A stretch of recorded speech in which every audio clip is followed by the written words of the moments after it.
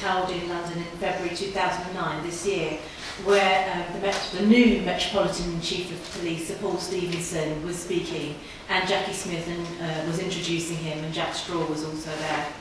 And I was kind of expecting him to say something like this: "We were humbled by the Lawrence case from his death in 1993 through to the inquiry. The persistence of the family and his supporters to see justice done led to the acceptance of institutional racism in the police and many other institutions in the UK. And it also led to the Race Relations Amendment Act, providing the best tools for tackling racism across Europe. So now, on this 10th anniversary, we can report that it has led to a rethinking of policy and practice, and for many there is still much to do, but for many others they have made progress. I'm coming here today to tell you we're not going to get stuck in that mud, and we've still got a long way to go. We may not have met targets, but we will try harder." Unfortunately, he did not say that at all. What he said was, "I don't think institutional racism is any longer appropriate." And what the question from the floor to him, from me actually, I must have owned up to him, but I was back, was, well, what evidence have you got to say that? Because you can imagine that the Metropolitan Police and police forces are performance-led organisations, aren't they? They have indicators for everything. For every time they spit, to every time they go to the loo, there's an indicator. So I would imagine that they would have had indicators to show us why institutional racism was no longer appropriate. He could not answer that question.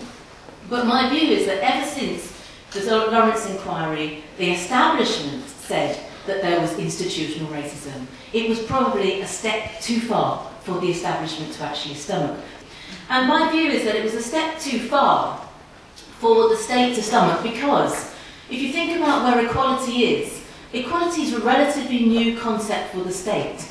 It's only 200 years since the abolition of the Slave Trade Act in the UK, and for many years after that there was indentured labour and colonialism. We only dismantled apartheid in South Africa only 20 years ago. 50 years ago we didn't have any equality legislation in the UK. So the state accepting equality and moving towards tackling institutional racism, when you've had institutional racism for hundreds of years, one inquiry is not going to dismantle institutional racism, because the pushback, the backlash starts immediately. And the backlash was really helped by the 2001, of course, 9/11, by 2001 civil disturbances in Burnley and Oldham, by the 2004 EU accession states where many more migrants coming from Europe, and the 2005 bombings in London, which allowed the state to say, well, actually, the focus is on preventing terrorism and on cohesion. We've all got to get on together.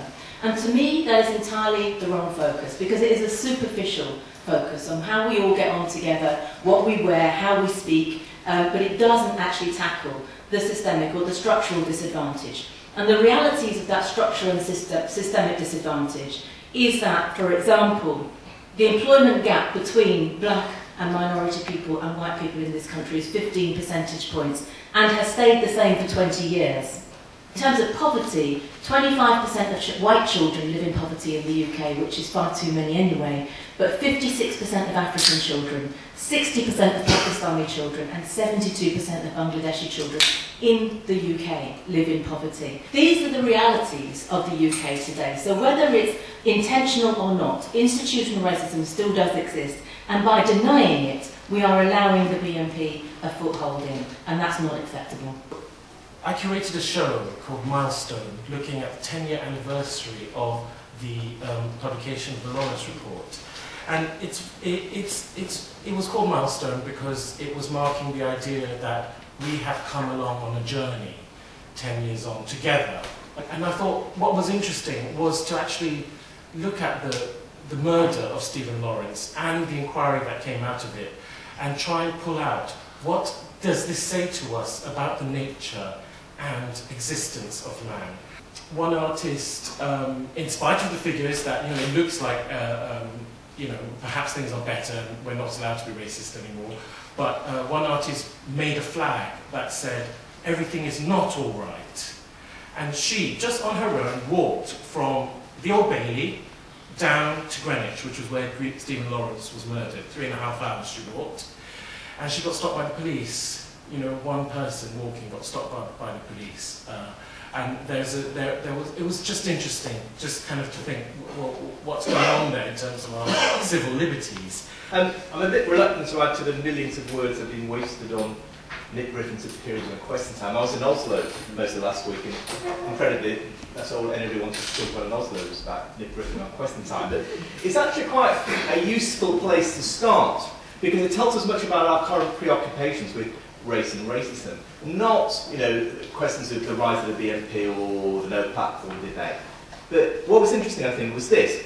You had on the one hand Nick Griffin, an out-and-out racist, talking the talk of identity, diversity, defending white history and white heritage on the grounds that in a multicultural world, whichever group can define and defend its identity, white should be allowed to do so.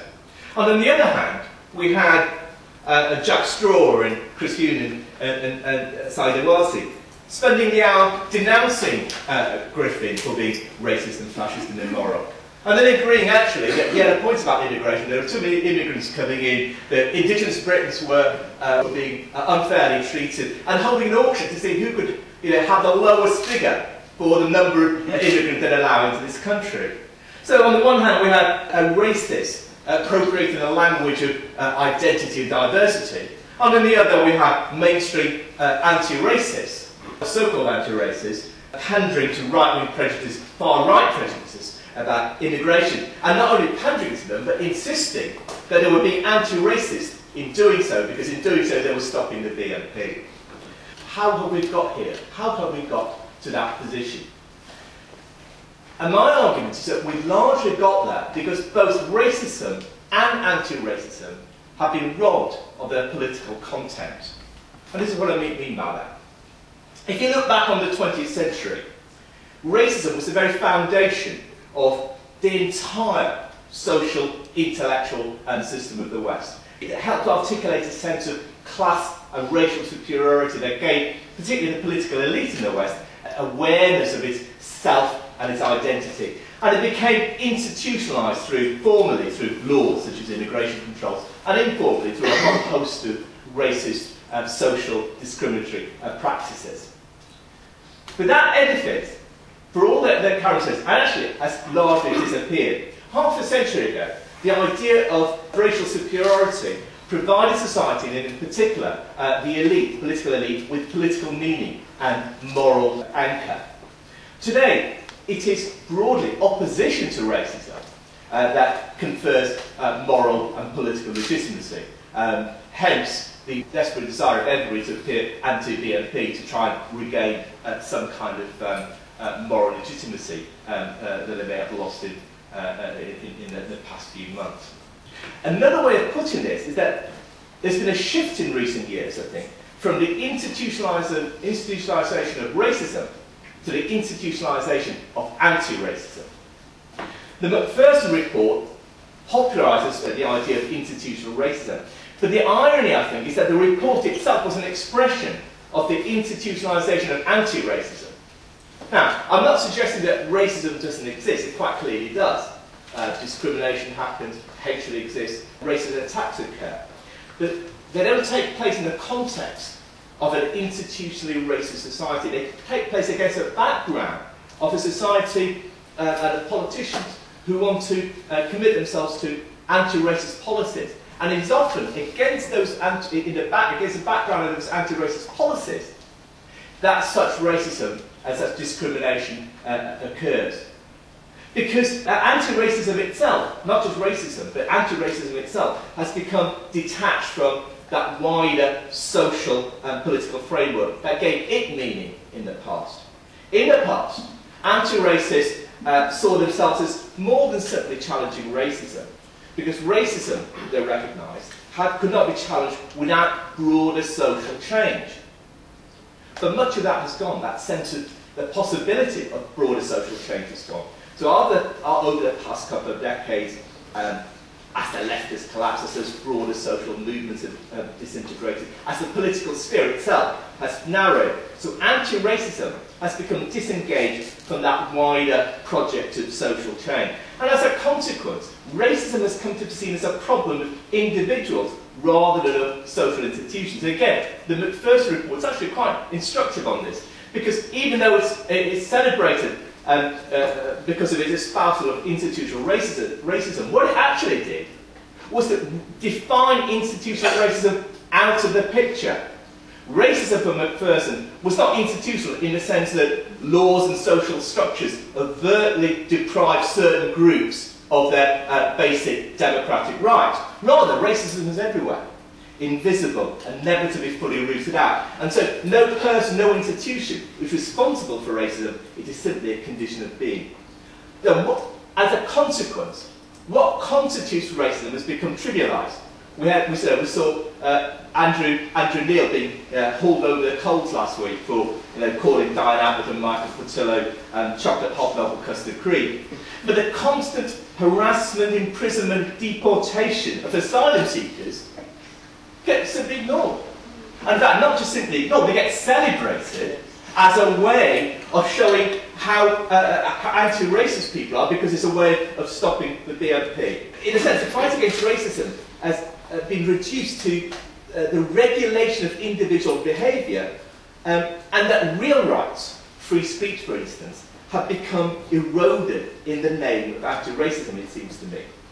The other thing we've seen is a shift from the politics of ideology to the politics of identity.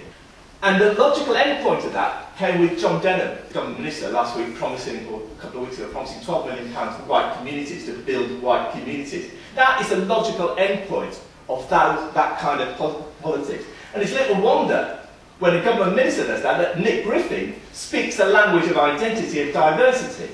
And the biggest indictment of multicultural policy, it seems to me, is that it's helped transform racism into another form of cultural identity. That's why I think that what we need to do is reclaim the political content of anti-racism and start thinking in terms of rights and liberties, and not in terms of the regulation of individual behaviour.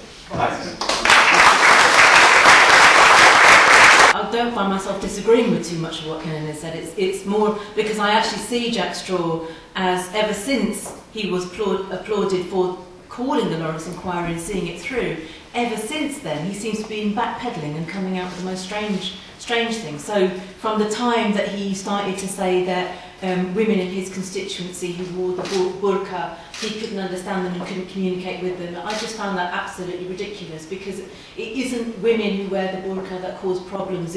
Let's focus on what people wear is a real issue for me. They haven't caused the problems. It's white men in grey suits that have caused problems of illegal wars. And if we want to look at what people are wearing, look at their grey suits. I kind of agree that what we need is the political content of anti-racism again, rather than just the rhetoric and coming out with reactionary campaigns. I do think we need to get back to it, and it's one of the reasons that Equanomics-UK is founded, because it looks at race equality through economic justice, and we need to look. That's why I focus very much on structural inequality, because I can't be trucking with the cohesion, diversity, and integration debates. Racism, I think, is something that morphs and it changes in its nature. It was direct racism before, so we passed laws against that. No blacks, no dogs, no Irish. So we said that's not allowed. So we thought we'd done a good job there, because we passed the laws against that. But then it became indirect racism. It became, we won't say no blacks or no dogs, no Irish. We'll just say you've got to speak good English, or you've got to drink your pork in the right way, or whatever. That's how you get your job, and that's indirect. And then now I think has it morphed again to a policy of institutional racism. What we're saying is that although you can't see it, it's still there because black minority ethnic people are still being disadvantaged. I disagree with your notion of what institutional racism is. To me, institutional racism is about a set of laws and institutions that overtly and directly discriminate against different groups of people, deny them their basic democratic rights because they belong to different races. That was certainly the case 20, 30, 40, 50 years ago. What I'm suggesting now is that institutions see as their kind of starting point the attempt to ameliorate racism, they attempt to ameliorate discrimination. And Jack mentioned, you know, talking about racism that you can't see, and I think that's the problem. If you reduce racism to racism you can't see, then what you're actually doing is trivialising racism and putting racism out of the picture. It's important that we recognise racism that we can see. You know, I don't think that the definition that was given by the Lawrence Inquiry is the perfect definition for institutional racism. That's not what I believe. I also think that institutional racism is much more about just the things that Kenan's talked about. It's also about a particular attitude that has allowed the exploitation, that has allowed the discrimination to continue, that sees people of colour as inherently inferior. And while that may have gone in certain areas, it hasn't gone from everywhere. And it's the realities of everyday living that if there is another explanation, I want to see what that is, because I know that stop and search figures haven't changed since the Lawrence Inquiry, for example. I know that my own son has been stopped 11 times in as many months for being Asian in Leicester, where we live. I know that there are differences in poverty levels, and that means has a consequence for social inclusion. I am not precious about the terminology of institutional racism as defined by the Lawrence Inquiry or about multiculturalism, but what I do want is a recognition that many of the discriminatory practices are embedded in the way that institutions operate and in the way that Britain views its visible minorities. What I believe the Macpherson report was referring to was actually modes of behaviour, systems rather than institutions or laws. I mean, you know, it's just, really, it's to do with kind of how things can also be an informal system as well as a formalised system that can be racist. And it's not a person that's racist, it's a system that's racist, not us individually. And I think you can see it. You can see it through the effects. I came here today from Upminster on the district line. It starts off very white, and then you get lots of Asian, you get lots of African people getting on at Barking, and Asian people, East Ham. And my daughter said, "Why are there so many brown people?"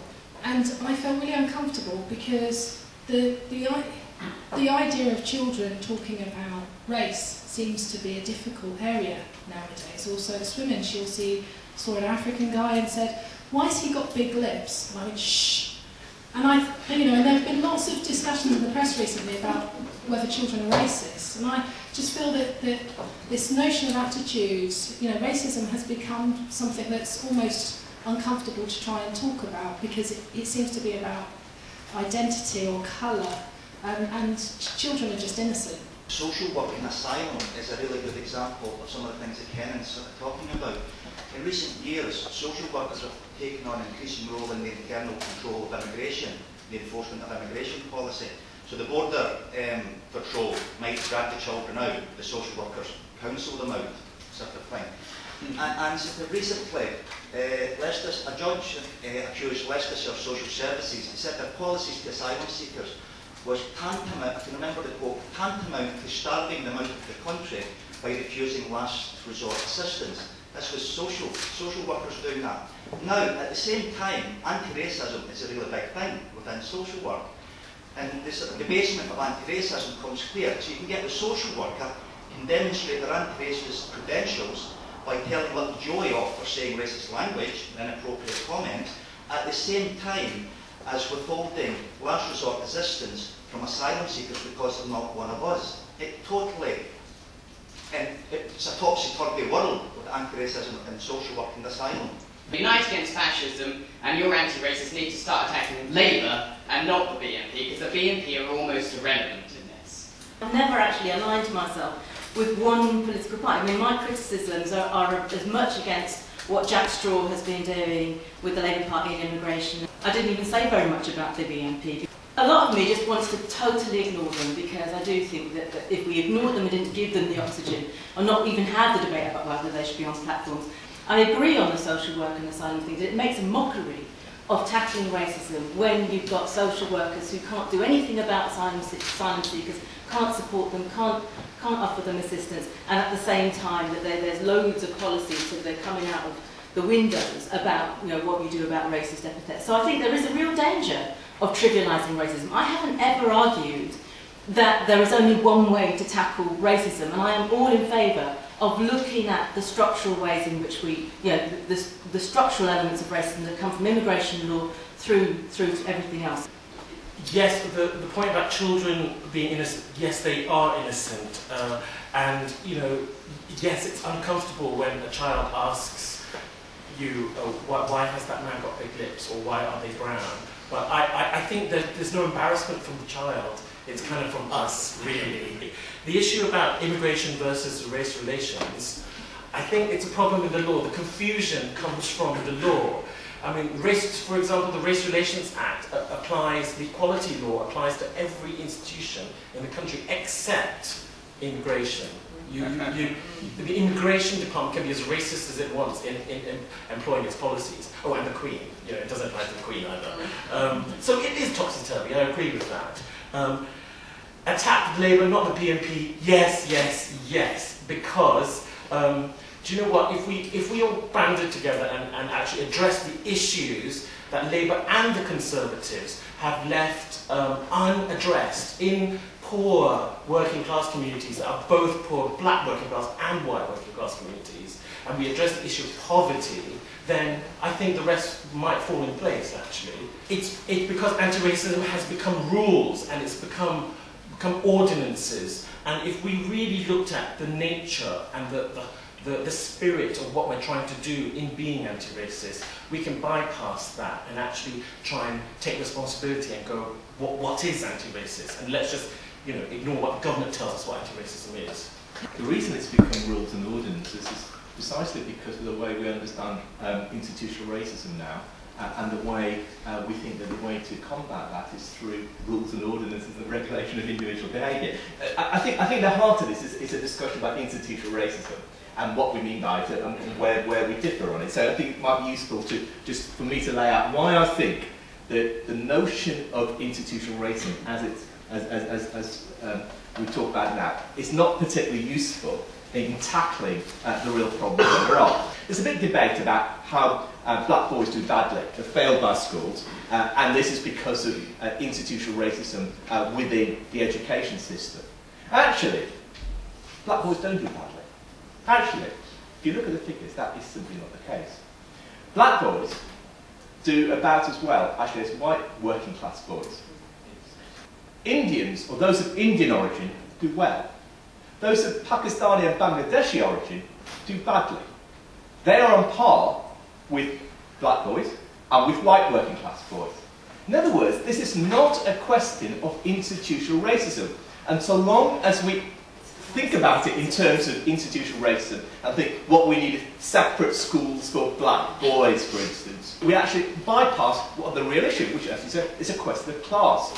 But because we are so caught up with the notion that racism is the problem, and that is the reason why black boys do badly, we miss out the real issue here. It isn't that there's institutional racism everywhere you look, but I still think that there is institutional racism in many, many areas of British life, and it has to be tackled. And if we deny it, we're in danger of just playing into that whole arena again and reinforcing the problem. Can you name a specific example of institutional racism where there's a direct discrimination against an ethnic group that we can all understand? Because my problem with the term is that it becomes so abstract that it doesn't actually pin down what the specific policies are. I know people who work, for instance, in the psychiatry field. And psychiatry, as you probably know, mental health, generally regarded, the system is regarded as institutionally racist by a lot of people because lots of black men are disproportionately put into care compared to white people. Now, the reason for that is quite complex, and there are lots of explanations for it, which are not necessarily racism. But because of the appearance and the correlation, people read from that, well, it must be racism. I think it's incredibly simplistic, it's inaccurate. And I think it would be helpful if you could actually explain what you think is institutional racism, and then we can all pick it apart and say, yes, we agree, or no, we don't. What was the whole definition based on in the first place? It was based on stop and search levels. It was based on recruitment targets in the police not being met. It was based on grievance and disciplinary being totally disproportionate in the police for black officers than it was for white officers. Those were the things that it was based on, and those things haven't changed. So if it was right to claim institutional racism in the first place, not by me, but by the establishment in 10 years ago, what has changed that makes them think That is no longer appropriate. That's my point. And also unemployment figures, which I've already spoken about and also poverty figures, that's where it's inbuilt into the system. I'd just like to ask the panel to all state their position on current immigration policy in relation to race relations and institutional racism. It's not that minority groups don't face disadvantage, nor is it the case that there isn't racism. We can see that in the stop and search figures. But the stop and search figures actually show the problem of seeing everything in terms of institutional racism. And when you do so, you actually miss the real racism that does exist. So it seems to me what we need to do is stop thinking about institutional racism as this kind of one-stop explanation for the disadvantage of minority groups. And start thinking about what are the real problems, real issues. And it's not simply that we don't get at the real problems facing minority groups. It is that once we think that the problem is institutional racism, and the answer, therefore, are rules and regulations that regulate both individual behaviour and those institutions, then what we get to is actually very illiberal policies which undermine basic civil liberties and basic liberal democratic values, and only help those who want to promote more illiberal, more authoritarian arguments. That's a problem I see with the. Finally, on immigration, I believe in an open door. What I haven't said is that I believe that institutional racism is responsible for all of the racism that is out there. So I think there are some things being ascribed. And on Kenan's argument about education, I understand that there are very, very complex factors at work, a combination of race and class. But there is lots of evidence to show that in employment, on the studies that the DWP did with outside consultants doing it, that discrimination built into the way that employment actually happened was at work, and it was built into the system. On grievance and disciplinary procedures across a whole range of organisations, there is the evidence there. In mental health acute wards, there is the evidence of overdiagnosis. There is the evidence of overrepresentation in deaths in custody. And in every area, almost every area, there is evidence that exists to show that there is a discrepancy on racial grounds as well as maybe some other complex factors. And it's those things that I think we really need to address. On immigration, my view is that, I think we should have an open door policy. I think that the way the Labour government is squaring up to immigration is totally hypocritical. And it's been always used as a political football. It's the biggest example of institutional racism that we have from time. And I think if anything needs overhauling, it's that in the new Equality Bill.